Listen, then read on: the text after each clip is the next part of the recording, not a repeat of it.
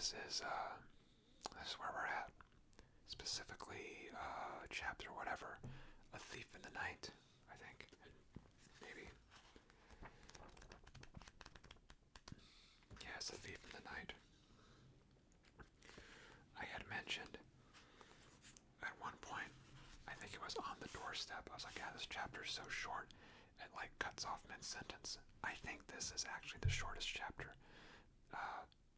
We'll see if I can get it in one take. My camera only lasts for about 11-12 minutes, so no, I probably shouldn't just sprint through this, that'd be kind of rude. Well, I'll go naturally and we'll see where we end up, okay? Chapter 16, A Thief in the Night. Now the days passed slowly and warily. Many of the dwarves spent their time piling or ordering the treasure, and now Sporensthok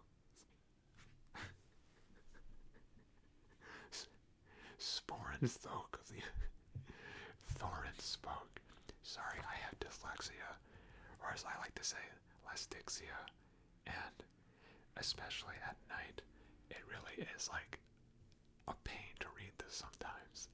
And I'm not like begrudging, I'm not begrudging anyone, of course. I'm not a sociopath, but it's just like, which is exactly what a sociopath would say. Hi, I'm Bryce. No, I'm not like, oh, I'm being held hostage, I have to read at night. I'm just trying to create a relaxing vibe. But in order to create a relaxing vibe, I like destroy my eyes. And I say stuff like Sorenthok, or whatever I even said. I don't know. I'll probably go back to editing and realize I said the exact right thing, and then I'm just going on an unhinged rant. Which, if you listen to my previous video, which I hope you would have if you're on part 16 of the series, that even my unhinged rants I have to keep in the video because no editing out. Anyway, after this person is done stomping up the stairway, A Thief in the Night, Chapter 16 of The Hobbit by J.R.R. Tolkien. Now the days passed slowly and warily. Many of the dwarves spent their time piling or ordering the treasure, and now Thorin spoke of the Arkenstone of Thrain, and bade them eagerly to look for it in every corner. But the Arkenstone of my father, he said, is worth more than a river of gold in itself, and to me it is beyond price. And price. A lot of things are beyond me, to be honest. That stone of all the treasure I name unto myself, and I will be avenged on anyone who finds it and withholds it.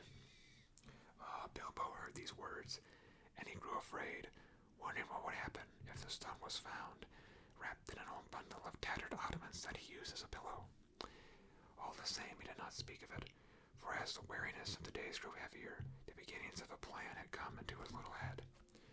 Things had gone on like this for some time, when the ravens brought news that Dane and more than 500 dwarves, hurrying from the Iron Hills, were now within about 2 days' march of Dale, coming from the northeast. I gotta do this voice again.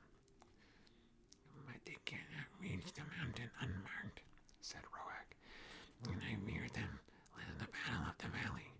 I do not call this council good.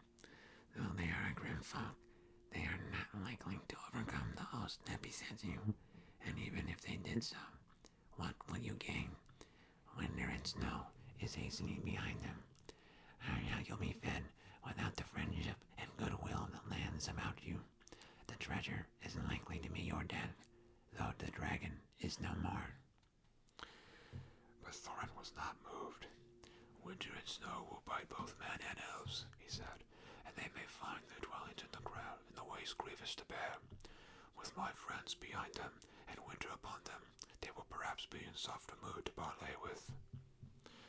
That night Bilbo made up his mind. These guys were nuts.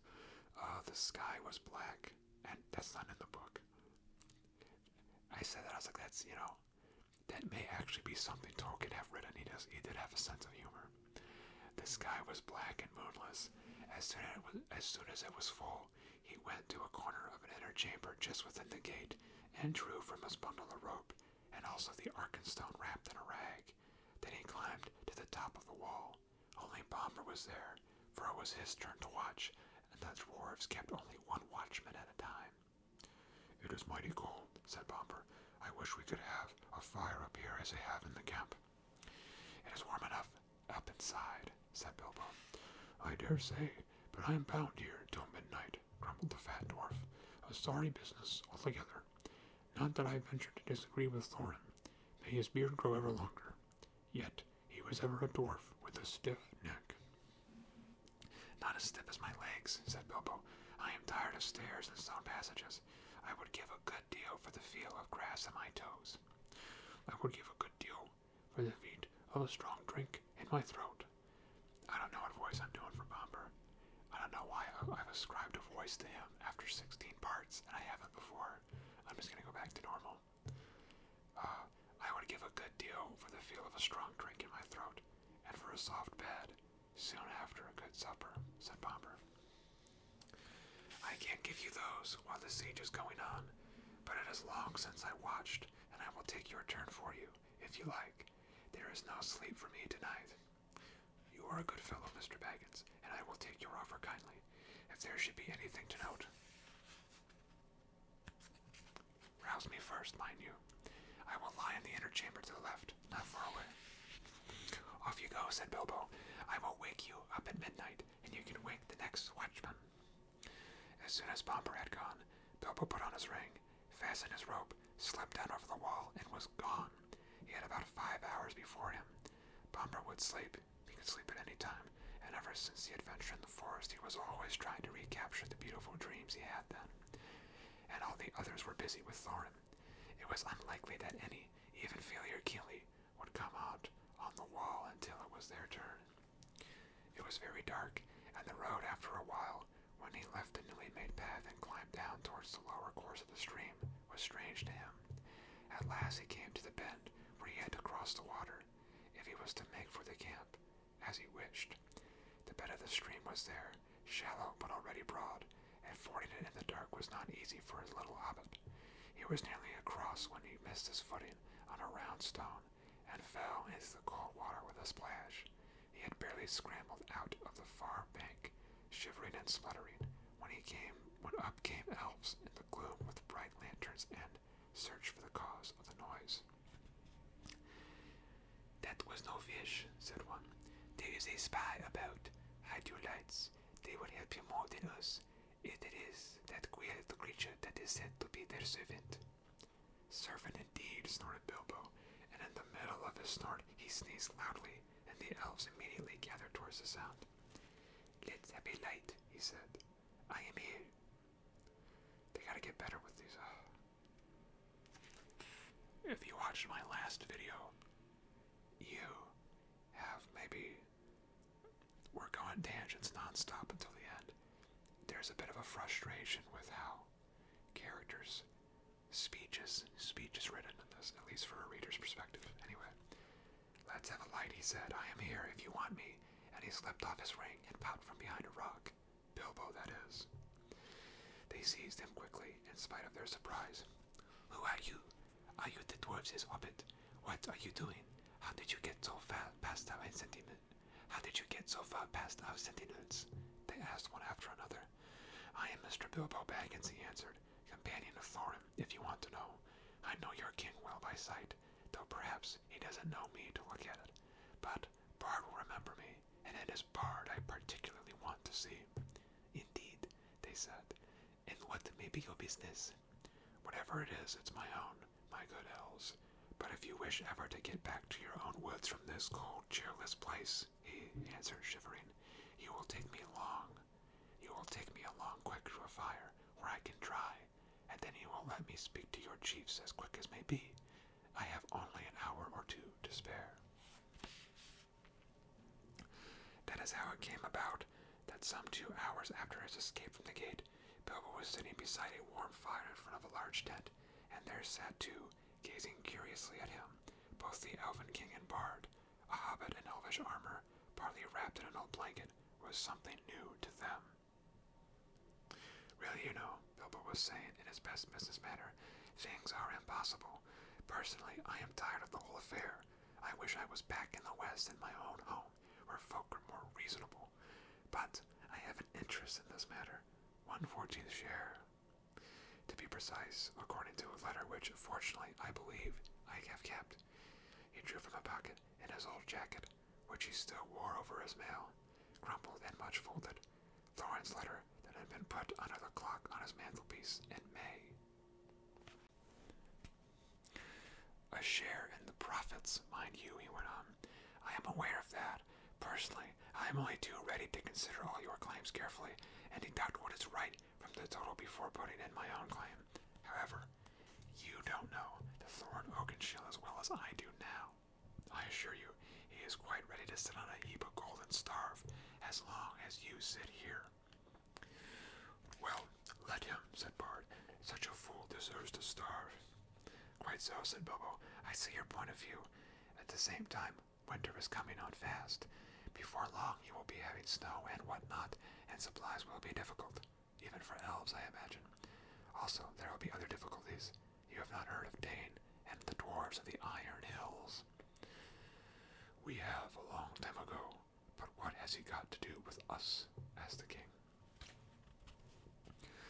The king meaning Bard or the Elven king? I don't really know. I'll do both. We have a long time ago, but what has he got to do with us? Said the king. I thought as much. I see I have some information you have not got.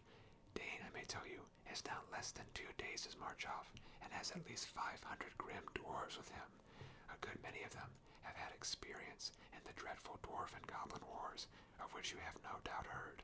When they arrive, there may be serious trouble. Why do you tell us this? Are you betraying your friends, or are you threatening us? Asked Bard grimly. My dear Bard, squeaked Bilbo, don't be so hasty. I never met such a suspicious folk. I am merely trying to avoid trouble for all concerned. Now I will make you an offer. Let us hear it, they said.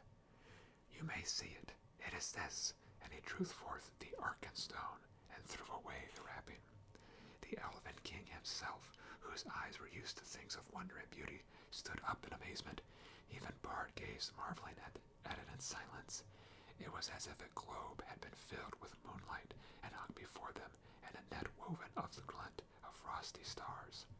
This is the Arkenstone of Thrain, said Bilbo, the heart of the mountain, and it is also the heart of Thorin. He values it above a river of gold.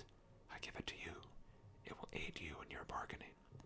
Then Bilbo, not without a shudder, not without a glance of longing, handed the marvelous stone to Bard, and he held it in his hand as though dazed. Once again, dyslexia. It's dark. I have troubles, okay? Bilbo gives him the Arkenstone. But how is it yours to give? He asked at last, with an effort. Oh, well, said the Hobbit uncomfortably, it isn't exactly. But, well, I am willing to let it stand against all my claim. Don't you know, I may be a burglar, or so they say. Personally, I never really felt like one. But I am an honest one, I hope, more or less. Anyway, I'm going back now, and the dwarves can do what they like to me. I hope you will find it useful. The Elven king looked at Bilbo with new wonder. Bilbo Baggins, he said, you are more worthy to wear the armor of elf princes than many that have looked more comely in it. But I wonder if Thorin Oakenshield will see it so. I have more knowledge of dwarves in general than you have, perhaps. I advise you to remain with us, and then you shall be honored and thrice welcome. Thank you very much, I am sure, said Bilbo with a bow, but I don't think I ought to leave my friends like this. After all, we have gone through together, and I promised to wake old Bomber at midnight too. Really, I must be going in quickly. Nothing they could say would stop him, so an escort was provided for him, and as he went, both the king and Bard saluted him with honor. As they passed through the camp, an old man, wrapped in a dark cloak, rose from a tent door while he was sitting and came towards them. Well done, Mr. Baggins, he said, clapping Bilbo on the back. There is always more about you than anyone expects. It was Gandalf, or Sean Connery, however you interpret him. For the first time, for many a day, Bilbo was really delighted, but there was no time for all the questions that he immediately wished to ask. All in good time, said Gandalf. Things are drawing towards the end now, unless I am mistaken. separation, unpleasant time just in front of you, but keep your heart up.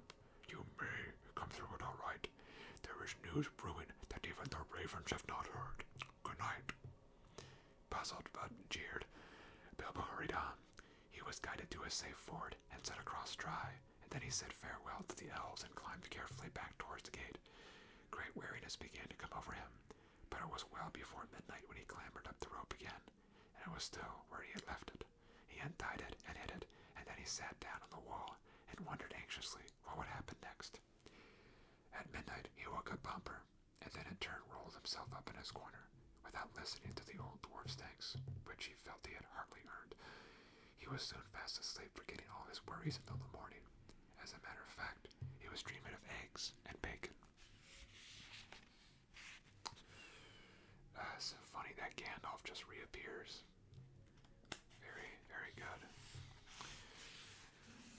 I'm going to do something here, kind of fun. I'm going to dog ear a page. I have many other dog ears throughout my book here, because I really do like this little section here. And I guess I didn't think to mark it last time I read it, but I'm going to mark it now. And that is when Bilbo's kind of bowing out and he says, I hope you will find it useful. And the Elven King looked at Bilbo with a new wonder. Bilbo Baggins, he said, you are more worthy to wear the armor of elf princes than many that have looked more comely in it. But I wonder if Thorin Oakenshield will see it so. I have more knowledge of dwarves in general than you have, perhaps. I advise you to remain with us, and here you shall be honored and thrice welcome. And I am more so struck on the Elven King's admiration of Bilbo. I think that's just so important and so cool. And the idea that it really does come from the smallest creatures in Middle-earth, the greatest of accomplishments. Anyway, I gotta get going. Not really, but my dog is gonna harass me some more, I think, if I keep hiding in here. Anyway, I am Bryce. This is Bryce Can Read. As you may or may not know, hopefully know by now, Dog City never sleeps, and I hope that you may sleep now.